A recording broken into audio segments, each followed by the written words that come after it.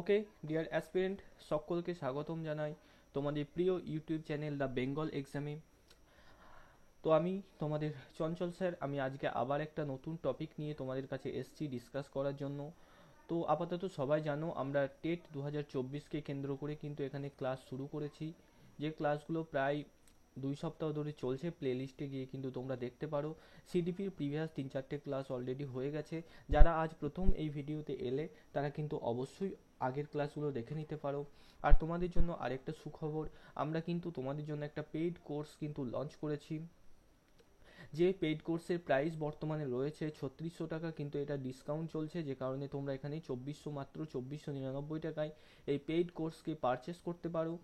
তো paid course purchase করার জন্য এই নাম্বারটাই, এই যে রয়েছে 7003840858, এই নাম্বারের সাথে কন্ট্যাক্ট করবে।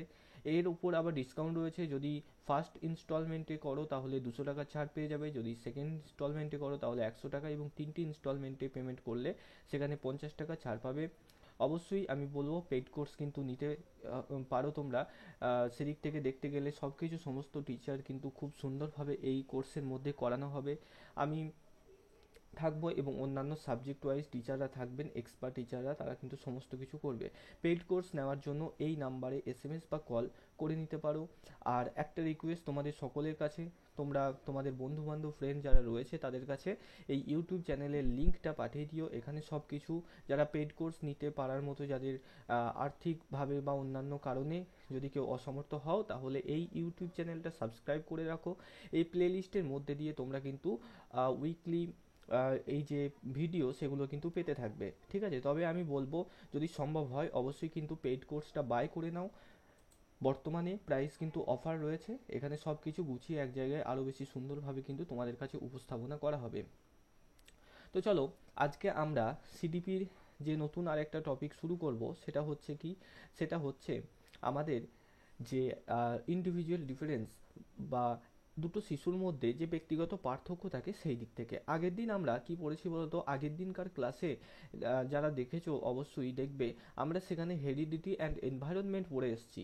হেরিডিটি অ্যান্ড এনভায়রনমেন্ট পড়ে এসেছি। আজকে আমরা পড়বো যেটা, সেটা অনেকটা কিন্তু ওই হেরিডিটি অ্যান্ড এনভায়রনমেন্ট যে চ্যাপ্টার রয়েছে তার সাথেই সম্পর্কযুক্ত। সেটা হচ্ছে আমাদের ব্যক্তিগত পার্থক্য। দেখো, আহ, এখান থেকে কিন্তু বারবার বিভিন্ন কনসেপচুয়াল প্রশ্ন আসে, তাই খুব ভালো করে কিন্তু অধ্যায়টা তোমরা দেখবে। দেখো, সর্বপ্রথম এখানে দেখো তোমরা দুটো ছবি দেখতে পাচ্ছ, তাই তো? দুটো ছবি কিন্তু দেখা যাচ্ছে। এবার আমরা সমাজের ক্ষেত্রেও দেখব যে দুটো বাচ্চা যদি থাকে, বা আমরাই যদি আমাদের ছোটবেলাকে মনে করি, দেখো কেউ হয়তো তোমাদের মধ্যে যারা ভিডিও দেখছো একটু ভাবো, ছোটবেলাতে কেউ খুব কি ছিলে, চঞ্চল ছিলে, অর্থাৎ খুব খেলাধুলা করতে পারতে, দৌড়াতে পারতে, গাছে উঠতে ছোটবেলায়, তাই না? আবার কেউ ছিলে কি, খুব শান্ত, বা তোমারই হয়তো কোনো বন্ধু বান্ধবী ছিল, সে খুব শান্ত ছিল, সে চুপচাপ থাকতো, খুব ভয় পেত সব কিছুতে, তাই না? অপরদিকে ধরো তুমি ছিলে একটু সাহসী টাইপের, বা এমন হতে পারে তুমি ছিলে খুব ভীতু টাইপের ছোটবেলায়, এবং তোমার বন্ধু বা বান্ধবী সে ছিল খুব সাহসী, যাদের সাথে খেলা করে আমরা বড় হয়েছি। ঠিক সেরকম। বা এই যে এই ছবিটায় যেটা দেখতে পাচ্ছ, দেখো এখানে একটা ছেলে, সে কিন্তু পুতুল নিয়ে খেলা করতে ভালোবাসছে। আবার একটা মেয়ে, সে একটা খেলনার গাড়ি নিয়ে খেলা করতে ভালোবাসছে। আমরা মূলত কি দেখি, যে ছেলেরা মূলত গাড়ি নিয়ে খেলতে ভালোবাসে, মেয়েরা সাধারণত পুতুল নিয়ে খেলতে ভালোবাসে। কিন্তু এইখানে যে বৈচিত্র্যটা আমরা দেখতে পাচ্ছি, এইগুলোই কিন্তু ব্যক্তিগত পার্থক্য। মনে রাখবে, আমরা পড়েছিলাম কি, যে হেরিডিটি ইনটু এনভায়রনমেন্ট, এই দুটো মিলে হয় ডেভেলপমেন্ট, তাই তো? এই যে হেরিডিটি এবং এনভায়রনমেন্ট, অর্থাৎ বংশগতি এবং পরিবেশ যেটা রয়েছে, এই দুটোর কারণেই কিন্তু আমাদের কি হয়, আমাদের কিন্তু ইন্ডিভিজুয়াল ডিফারেন্স বা ব্যক্তিগত পার্থক্য হয়ে থাকে। ঠিক আছে, এটা জাস্ট মাথায় রাখবে। হেরিডিটি এবং এনভায়রনমেন্ট, এই দুটো কারণে কিন্তু আমাদের ব্যক্তিগত পার্থক্য হয়। এখান থেকেই মূলত প্রশ্ন আসে, এই যে দুটি শিশুর মধ্যে ব্যক্তিগত পার্থক্যের কারণ কি। মনে রাখবে, দুটি শিশুর মধ্যে ব্যক্তিগত পার্থক্যের কারণ হচ্ছে তাদের বংশ এবং পরিবেশ। ঠিক আছে, বংশগতি এবং পরিবেশ, এই উভয়ের গুণফলের ফলে কিন্তু আমাদের শিশুর বিকাশ হয়, এবং এই বংশগতি এবং পরিবেশের জন্যই কি হচ্ছে, আমাদের ব্যক্তিগত পার্থক্য কিন্তু দেখা দেখা দিচ্ছে শিশুদের মধ্যে। ঠিক আছে, আশা করি এটুকু বুঝতে পারলে। এবার দেখো এই ছবিটায়, দেখো এই যে বাচ্চাটাকে দেখতে পাচ্ছ, এ কি, এ খুব ভয় পাচ্ছে। কিসের জন্য? এই যে উঁচু জায়গাটা দিয়ে গিয়ে এই যে বোর্ডের মতো যেটা রয়েছে এটার উপর দিয়ে লং জাম্প দিতে হচ্ছে, সরি হাই জাম্প দিতে হচ্ছে, ঠিক আছে।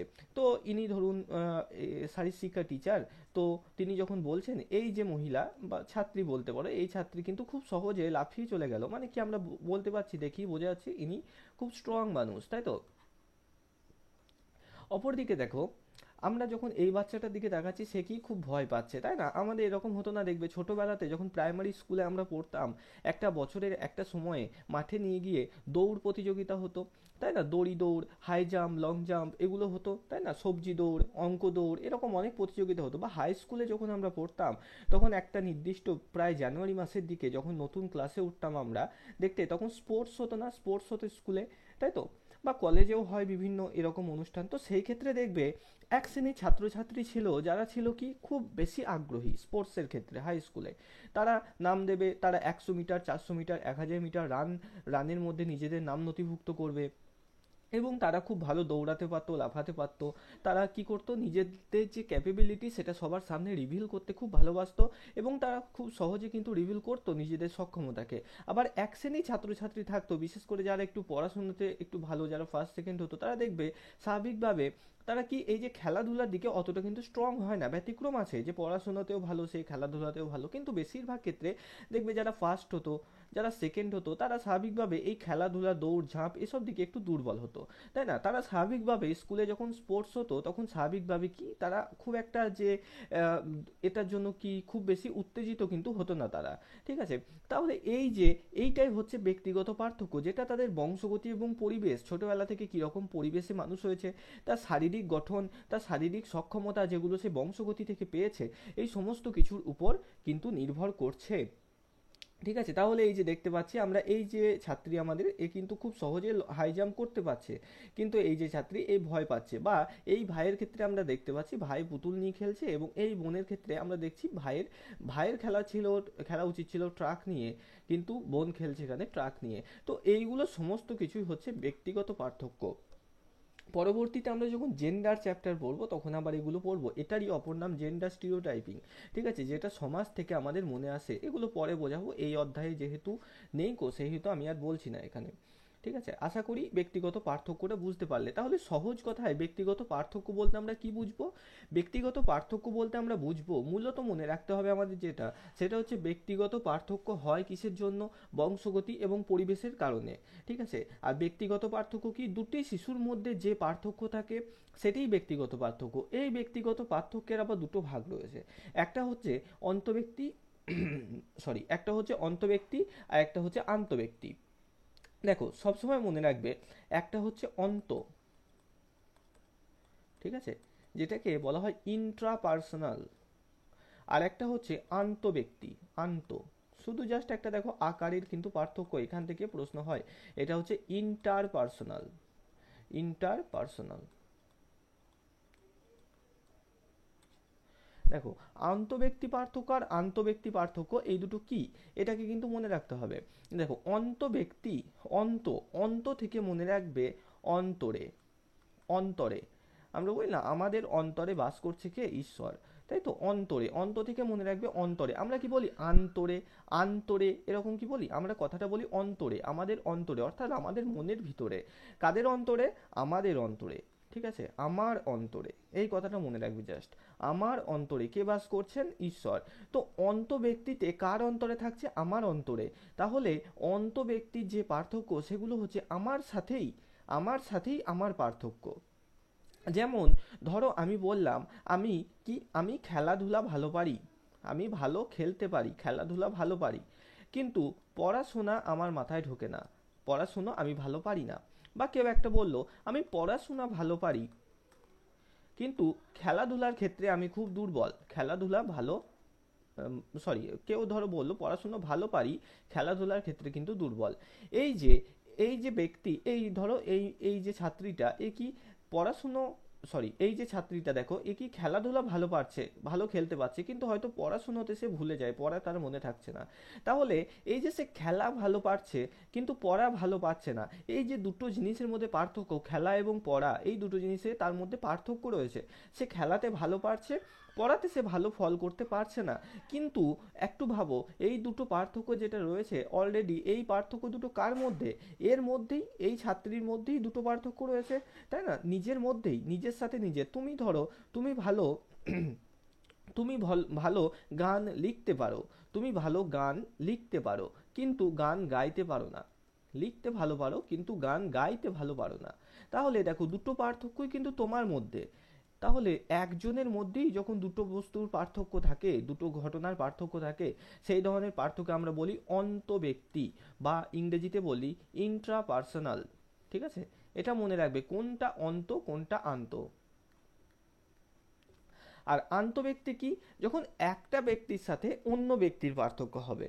যেমন কি, ধরো বলা হলো যে রহিম ভালো খেলতে পারে, রাম ভালো পড়তে পারে।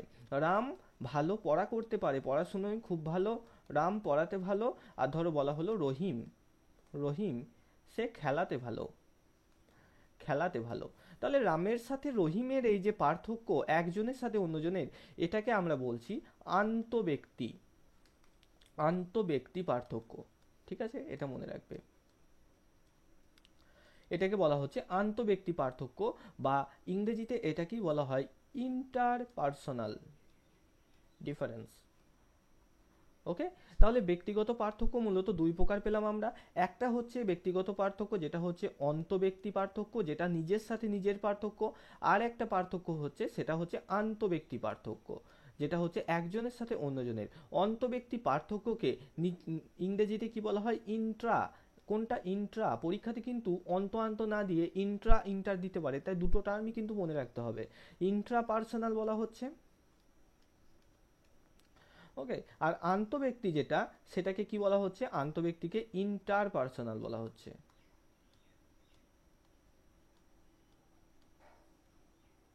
ওকে, এবার পরীক্ষাতে প্রশ্ন কেমন আসে এখান থেকে সিটেটে বহুবার প্রশ্ন এসছে। পরীক্ষায় প্রশ্ন কেমন ভাবে আসে, যে একজনের নাম দিয়ে দেবে, যে সীতা তার শ্রেণীকক্ষে খুব ভালো পড়াশুনো করতে পারে, কিন্তু যখনই শারীর শিক্ষার পিরিয়ড আসে, অর্থাৎ যখন খেলাধুলার পিরিয়ড আসে, তখন কিন্তু সে মনমরা হয়ে যায় এবং সে খেলাধুলায় যেতে চায় না।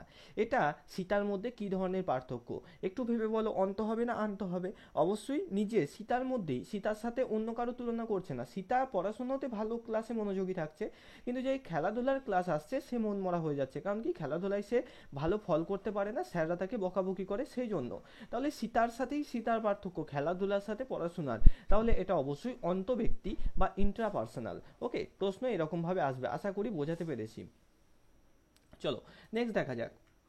দেখো, শিশু কেন্দ্রিক শিক্ষায়, আচ্ছা এটাকে একটু সরিয়ে দিই। দেখো, শিশু কেন্দ্রিক শিক্ষার ব্যক্তিগত পার্থক্য একটি গুরুত্বপূর্ণ বিষয়। কখনোই যেমন দুটো শিশু একই রকমের হতে পারে না, ঠিক একইভাবে তাদের বিভিন্ন আভ্যন্তরীণ বিষয়, তাদের প্রেষণা, প্রেষণা কি? যেটা কোনো কাজে আমাদের লেগে থাকতে সাহায্য করে, অর্থাৎ তোমার মনের এক প্রকার শক্তি। মনে রাখবে, প্রেষণা হলো এক প্রকার মানসিক শক্তি, যেটাকে বর্তমানে কিন্তু মানসিক প্রক্রিয়া বলা হয়। আগে বলা হতো মানসিক শক্তি, বর্তমানে বলা হয় মানসিক প্রক্রিয়া। প্রেষণা হলো এক প্রকার মানসিক প্রক্রিয়া, যেটা তোমাকে কোনো কাজে লেগে থাকতে সাহায্য করছে। ধরো তোমার কালকে এক্সাম, বা ধরো আর 1 মাস পর, ধরো আর 1 মাস পর তোমার টেট এক্সাম রয়েছে। ঠিক আছে, তো সেই ক্ষেত্রে তুমি রাত 12টা, রাত 1টা, রাত 2টা পর্যন্ত পড়তে পারবে, তাই তো? রাত 12টা, 1টা, 2টো পর্যন্ত পড়তে পারবে। কিন্তু এই যে দেখো, এখন জানুয়ারি মাস, সরি এখন হচ্ছে ফেব্রুয়ারি মাস, তাই তো? এবার এখন তুমি জানছো সেই ডিসেম্বর মাসে টেট পরীক্ষা, এখনো আমার হাতে প্রচুর টাইম রয়েছে। তাহলে এখন কি তোমার মনে হবে যে আমি রাত 2টো অবধি পড়ি? হবে না। ঠিক আছে, তাহলে এই যে যখন আর 1 মাস পর পরীক্ষা আসছে, তখন তোমার মনের ভেতর যে একটা শক্তি কাজ করছে, যেটা তোমাকে রাত 2টো পর্যন্ত পড়তে কিন্তু বাধ্য করছে, জাগিয়ে জাগিয়ে রাখছে, অতক্ষণ ঘুম আসছে না তোমার। তো এটাই হচ্ছে কি? প্রেষণা। ঠিক আছে, আর একটা জিনিস এখানে জানবে, শিশু কেন্দ্রিক শিক্ষা কি। এখান থেকে একটা যে প্রশ্ন হয়, সেটা হলো শিশু কেন্দ্রিক শিক্ষাতে সেন্টার বা কেন্দ্রে কে থাকে?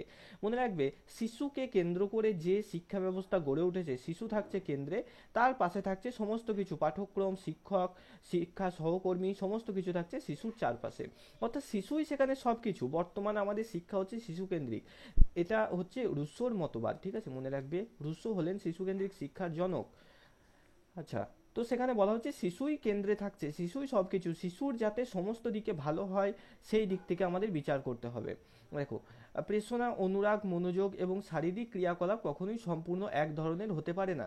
শিশুকেন্দ্রিক শিক্ষার মত অনুসারে বিদ্যালয়ে একজন শিক্ষক বা শিক্ষিকা যে পাঠদান করবেন তা অবশ্যই শিক্ষার্থীদের মধ্যে যে ব্যক্তিগত পার্থক্য রয়েছে তাকে ভিত্তি করে তিনি নির্বাচন করবেন। মানে কি বলা হচ্ছে, যে ধরো তুমি কালকে একটা স্কুলে এবিসি এই স্কুলের মধ্যে চাকরি পেলে শিক্ষকতার, তো তুমি শিক্ষক বা শিক্ষিকা হিসাবে যোগদান করলে।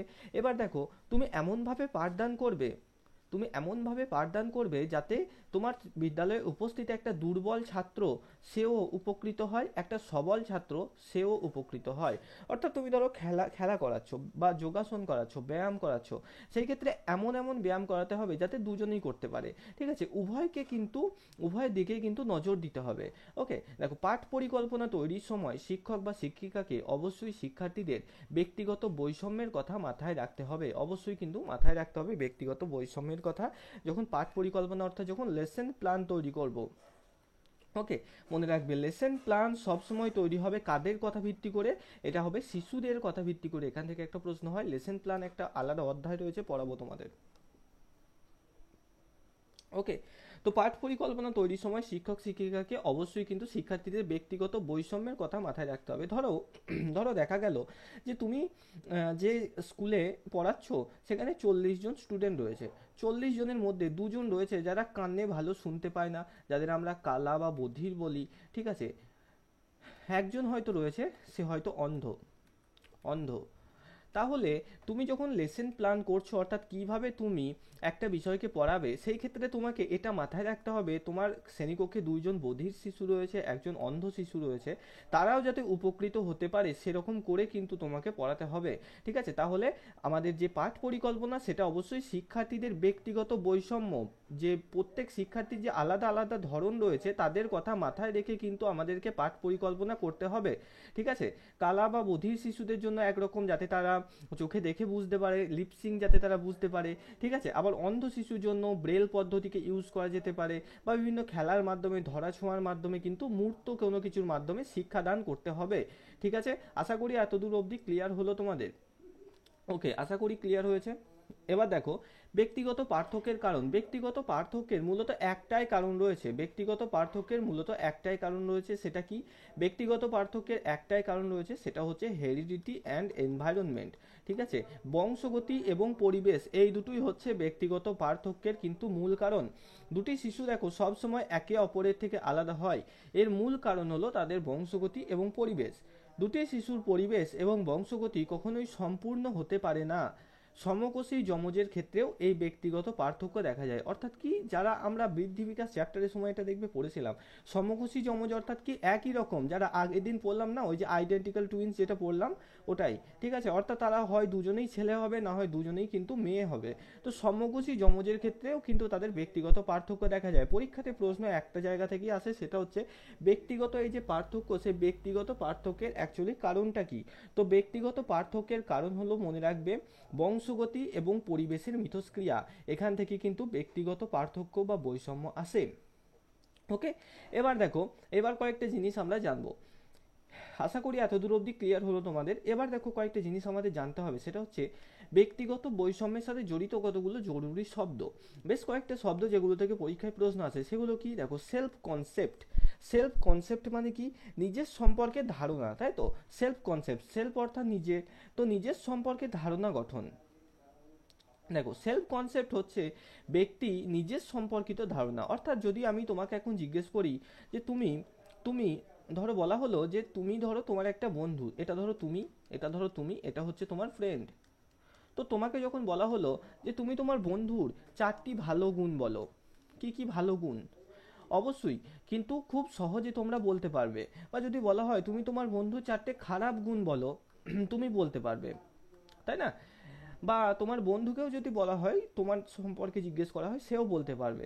কিন্তু দেখো যখনই তোমাকে বলা হবে যে বন্ধুর সম্পর্কে নয়, তুমি তোমার নিজের সম্পর্কে 4টে ভালো গুণ 4টে খারাপ গুণ বলো, সেই ক্ষেত্রে কিন্তু আমাদেরকে একটু হেজিটেশনের মধ্যে পড়তে হয় সবাইকে, যে নিজের সম্পর্কে কি ভালো, নিজের মধ্যে কি খারাপ, তাই না? তো সেইটাই হচ্ছে কারণ, কি আমাদের নিজেদের সম্পর্কে সেলফ কনসেপ্টের অভাব রয়েছে, বা আমি কেমন সেটা বুঝতে কিন্তু আমাদের অভাব রয়েছে। সেটাই হচ্ছে সেলফ কনসেপ্ট, অর্থাৎ আমার নিজের সম্পর্কে নিজের ধারণা।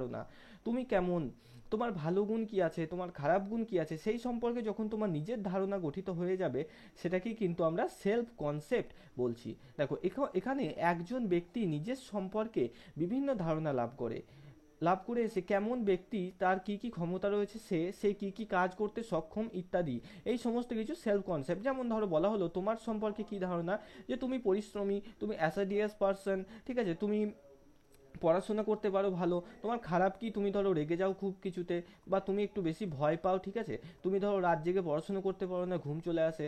তো এই সম্পর্কে, নিজের সম্পর্কে তোমার ভালো এবং খারাপ দুই প্রকারের ধারণা কিন্তু তোমার জন্মালো। অর্থাৎ কি, তুমি তোমার সম্পর্কে কিন্তু সেলফ কনসেপ্টকে অ্যাকোয়ার করতে পারলে, বা তুমি তোমার সম্পর্কে সেলফ কনসেপ্ট গঠন করতে পারলে, ঠিক আছে। এবার এই যে সেলফ কনসেপ্ট রয়েছে, এর আবার তিনটে উপশ্রেণী রয়েছে, তিনটে উপশ্রেণী কি কি?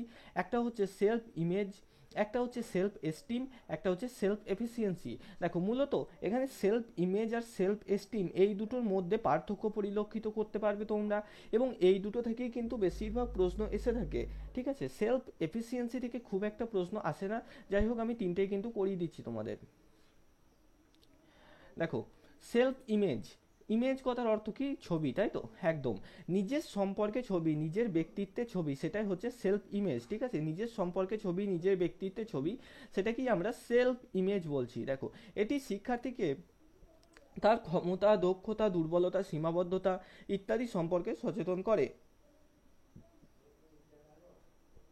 এর ভিত্তি হলো কি? এর ভিত্তি হলো ব্যক্তির বাস্তব জীবনে নিজের অভিজ্ঞতাগুলোকে বিশ্লেষণ করা। অর্থাৎ কি, যে এই যে বললাম না তোমার, এটাও কিন্তু ওই কিসের, তোমার সেলফ কনসেপ্ট যেটা পড়লে এর আগে, ওরই কিন্তু শ্রেণী বিভাগ। অর্থাৎ নিজের সম্পর্কে ধারণা, নিজের সম্পর্কে ধারণা, নিজের সম্পর্কে ধারণা, মনে রাখবে, ঠিক আছে।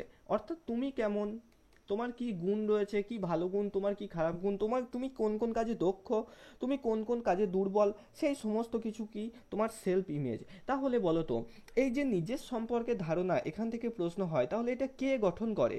ব্যক্তি নিজে গঠন করবে, নাকি পাড়া প্রতিবেশী বা অন্য কোনো লোক গঠন করে দেবে?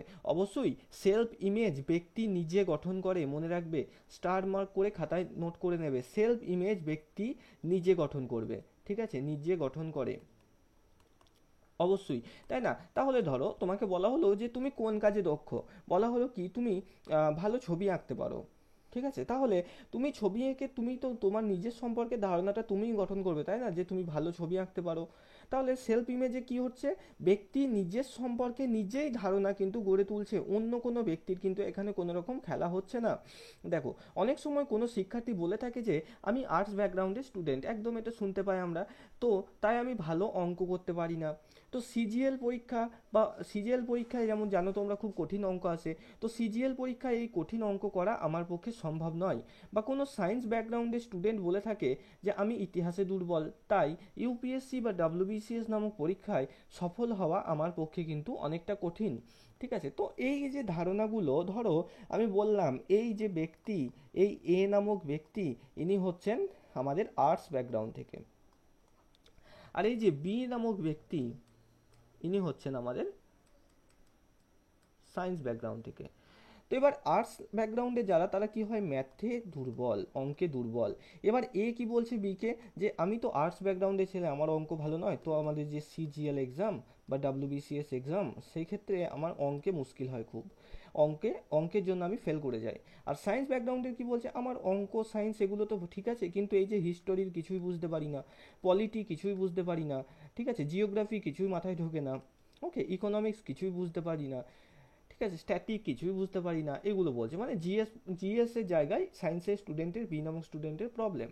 তাহলে বলো, এই যে এ নামক স্টুডেন্ট বলছে যে আমি অঙ্ক পারি না, বি নামক স্টুডেন্ট বলছে আমি হিস্টোরি পারি না, তাহলে এটা কিভাবে বলেছে? এ এর বাবা কি এ কে বলতে গেছে যে তুমি অঙ্ক পারো না, বা বি এর বাবা কি বি কে বলতে গেছে যে তুমি হিস্টোরি পারো না? অবশ্যই তারা নিজের ধারণাটা নিজেরাই উপলব্ধি করেছে। এও নিজে উপলব্ধি করেছে যে আমি অঙ্কে দুর্বল, আবার বিও নিজে উপলব্ধি করেছে যে আমি ইতিহাসে দুর্বল, তাই না? তাহলে এদের ফলে যে ধারণাটা তাদের গড়ে উঠেছে যে আমি অঙ্কে দুর্বল, এ বলছে আমি অঙ্কে দুর্বল, বি বলছে আমি ইতিহাসে দুর্বল, এই যে ধারণাটা নিজের মধ্যে গড়ে উঠেছে, এটাই হচ্ছে এদের সেলফ ইমেজ, ঠিক আছে, এটাই হচ্ছে কিন্তু এদের সেলফ ইমেজ, যেটা তারা নিজেরা গঠন করেছে। দেখো এই ধারণাগুলি তাদের মধ্যে রয়েছে যেগুলো তারা নিজেদের উপর গবেষণা করে উপলব্ধি করেছে। এটিই হচ্ছে তাদের নিজের সম্পর্কে ধারণা বা সেলফ ইমেজ। ঠিক আছে, আশা করি সেলফ ইমেজ নিয়ে প্রবলেম হবে না, আশা করি বুঝতে পারলে সেলফ ইমেজ জিনিসটা কি। এবার দেখো পরবর্তীতে আসছি আমরা সেলফ এস্টিমের দিকে। দেখো সেলফ এস্টিম কি, দেখো আমরা আগেরটা যেটা দেখলাম সেলফ ইমেজ, সেলফ এস্টিম হচ্ছে অনেকটা এর থেকে আলাদা। ঠিক আছে, সেলফ ইমেজে, সেলফ ইমেজের ক্ষেত্রে কি হচ্ছে, তোমার নিজের ধারণা, তোমার নিজের ধারণা নিজে গ্রহণ করছো, অর্থাৎ নিজের নিজে নিজে তুমি বিভিন্ন ধারণা গড়ে তুলছো। ওকে, সেলফ ইমেজের মাধ্যমে। আর সেলফ এস্টিমের মাধ্যমে কি হচ্ছে, সেলফ এস্টিমের মাধ্যমে, সেলফ এস্টিমের মাধ্যমে তোমার সম্পর্কে কোনো একটা ধারণা গড়ে দিচ্ছে কারা, তোমার তোমার সম্পর্কে কোনো একটা ধারণা গড়ে দিচ্ছে অন্য কেউ। ঠিক আছে, এটা হচ্ছে মেন পার্থক্য, তোমার সম্পর্কে কোনো একটা ধারণা গড়ে দিচ্ছে অন্য কেউ। যেমন কি ধরে নাও উদাহরণ হিসাবে তুমি তোমার সম্পর্কে ধারণা করেছিলে যে তুমি আর্টস ব্যাকগ্রাউন্ডের স্টুডেন্ট, তো তুমি অঙ্ক ভালো পারো না, এটা তুমি নিজে কিন্তু নিজের সম্পর্কে ধারণা করে তুলেছিলে। এরপর কি ধরো তুমি কোনো একটা কলেজে থাকো, কলেজের হোস্টেলে থাকছো, তো হোস্টেলে তুমি গান করছো, আপন মনে গান করছো বাথরুম গিয়ে। ঠিক আছে, সেই ক্ষেত্রে তোমার ফ্রেন্ডরা কি বললো যে তুই তো ভালো গান করিস।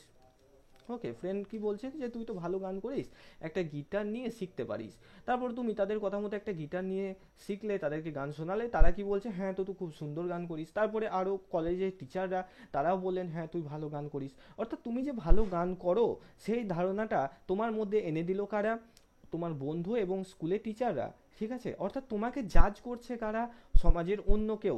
সমাজের অন্য কেউ যখন তোমাকে জাজ করবে যে তুমি ভালো নাকি খারাপ, তোমার এই আচরণটা ভালো নাকি খারাপ, সেটা হবে সেলফ এস্টিম। আর যখন তুমি নিজে নিজেকে জাজ করবে যে তোমার এই আচরণ ভালো না খারাপ, ঠিক আছে, তোমার এই আচরণ ভালো না খারাপ, তুমি যে কাজটা করছো সেটা ভালো না খারাপ, তাহলে সেটা কিন্তু হবে তোমার সেলফ ইমেজ। ওকে, তাহলে সেলফ এস্টিমের মনে রাখতে হবে, দেখো সেলফ এস্টিম অন্যদের মতামতের উপর ভিত্তি করে গড়ে ওঠে বা অন্যান্য মতামতের উপর বেশি গুরুত্ব দেয়। ওকে, তাহলে সেলফ এস্টিম বলা হচ্ছে এটাকে। দেখো উদাহরণ হিসাবে ধরা যায় সুপ্রিয়া তার বিদ্যালয়ের একজন ছাত্রী যে 3 বছর ধরে স্টেট লেভেল কুইজ কম্পিটিশনে নিজের স্কুলকে এগিয়ে রেখেছে, সে বারবার প্রথম স্থান অধিকার করে। সুপ্রিয়া সম্পর্কে যখন তার শিক্ষক শিক্ষিকারা প্রশংসা করবে এবং বলবে যে সুপ্রিয়া সত্যিই তুমি অনেক পরিশ্রম করো এবং তার মধ্যে তোমার মধ্যে যথেষ্ট ক্যাপাবিলিটি রয়েছে, সক্ষমতা রয়েছে কুইজে প্রথম হওয়ার জন্য, তখন সুপ্রিয়ার মধ্যে এই একটি বিচার আসবে যে সে সত্যিই হয়তো অনেক ভালো পারফরমেন্স করে চলেছে এবং তার মধ্যে ভালো পারফরমেন্স করার দক্ষতা আছে। সুপ্রিয়ার মধ্যে আসা এই উপলব্ধিটি অবশ্যই বাইরের লোকজন অর্থাৎ শিক্ষক শিক্ষিকার প্রশংসার কারণে এসছে, অর্থাৎ এটা হলো সেলফ এস্টিম। তাহলে আশা করি আজকে আমরা সেলফ ইমেজের ধারণা পেলাম এবং সেলফ এস্টিমের ধারণা পেলাম। ওকে, আশা করি এই দুটো বুঝতে পেরেছো। তার সাথে ইম্পর্টেন্ট আরেকটা জিনিস আমরা যেটা দেখলাম সেটা হচ্ছে ইন্টারপার্সোনাল ডিফারেন্স, ইন্টারপার্সোনাল ডিফারেন্স, আর একটা পেলাম আমরা ইন্ট্রাপার্সোনাল ডিফারেন্স। ঠিক আছে, ইন্ডিভিজুয়াল ডিফারেন্সের যে চ্যাপ্টার তার মধ্যে সবথেকে গুরুত্বপূর্ণ এই চারটে topic, self image, self esteem, self concept, কনসেপ্টের ভাগ এটা। ঠিক আছে, সেলফ কনসেপ্ট মনে রাখবে, self concept, self image, self esteem, এই তিনটে, এবং ইন্টারপার্সোনাল ডিফারেন্স, ইন্ট্রাপার্সোনাল ডিফারেন্স, এই দুটো, এইগুলো হচ্ছে আমাদের মেন ইম্পর্টেন্ট এখানে। ঠিক আছে, বাদ বাকিগুলো তোমরা একটু খাতায় নোট করে পড়ে নেবে। এই যে এরপরে রয়েছে সেলফ এফিসিয়েন্সি, এটা অতটা গুরুত্বপূর্ণ নয়। সেলফ এফিসিয়েন্সি কি, যখন আমাদের মনের মধ্যে একটা ইতস্তত ভাবের সৃষ্টি হয়। ঠিক আছে, ইতস্তত ভাবের সৃষ্টি হয়। যেমন ধরো যদি তোমরা লাইভ ক্লাস করছো, ধরো ধরো কোনো বিষয়ের লাইভ ক্লাস করছো, ঠিক আছে, তো লাইভ ক্লাস করার সময় তোমার একটা কি এলো, ডাউট এলো, তোমার একটা ডাউট এলো, তো সেই ক্ষেত্রে কি করলে, যে তোমার মনে হলো যে স্যারকে একবার জিজ্ঞাসা করি মাইক্রোফোনটা অন করে যে এইটা কেন হলো। তখনই আবার ভাবলে যে যদি যদি বা ধরো আমি আরও সহজভাবে বলছি, ধরো আমি কোনো একটা জায়গায় ভুল পড়ালাম তোমাদেরকে, এবার তোমাদের মধ্যে কোনো একজনের মনে হলো যে এইটা তো স্যার ভুল পড়ালেন, তাহলে স্যারকে একবার বলে দেখি। ঠিক আছে, যখনই এটা মনে হলো তার পরবর্তীতেই আবার তোমার মাথায় কি চিন্তা এলো যে আচ্ছা স্যার যদি ভুল না পড়ায়, স্যার যদি ঠিকই পড়িয়েছে, হয়তো আমি ভুল বুঝেছি ব্যাপারটা, তাহলে তো সবাই আমার উপর হাসবে, তাহলে তো স্যার আমাকে বকাবকি করতে পারে, বা সবাই আমাকে তো তাচ্ছিল্য করবে যে বেশি বেশি দাদাগিরি দেখাচ্ছে ও, বা বেশি দিদিগিরি দেখাচ্ছে ও, এরকমভাবে। ঠিক আছে, তো সেই ইতস্তত ভাবের জন্য তুমি আর প্রশ্নটা আমাকে জিজ্ঞাসা করলে না।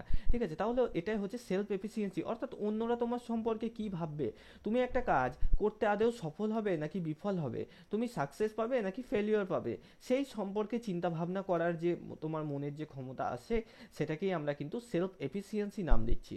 ঠিক আছে, সেটাকেই আমরা মনোবিজ্ঞানের ভাষায় বলছি সেলফ এফিসিয়েন্সি। ওকে, এতদূর ছিল, আশা করি তোমরা মোটামুটি ক্লিয়ার ধারণা পেয়ে গেছো।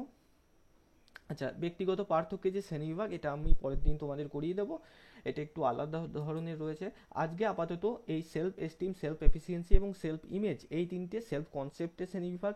ইন্টারপার্সোনাল ডিফারেন্স, ব্যক্তিত্ব কি, ব্যক্তিগত বৈষম্য কেন দেখা যায়, জাস্ট এইটুকু আমরা জানলাম। আস্তে আস্তে আমরা সব কিছু জানবো। আশা করি সবাই চ্যানেলটা সাবস্ক্রাইব করে নিও, আর পাশে থেকেও আমাদের, আর লাইক এবং কমেন্ট করে জানিও ক্লাসটা কেমন লেগেছে। যদি কোনো জায়গায় দুর্বলতা লাগে বা যদি কোনো জায়গায় ডাউট থাকে, অবশ্যই কিন্তু কমেন্ট সেকশনে জানিও, আমি কমেন্ট চেক করে কিন্তু রিপ্লাই করে দেবো তোমাদের। ঠিক আছে, চলো শেষ করছি ক্লাসটা, সবাই ভালো থেকো সবাইকে।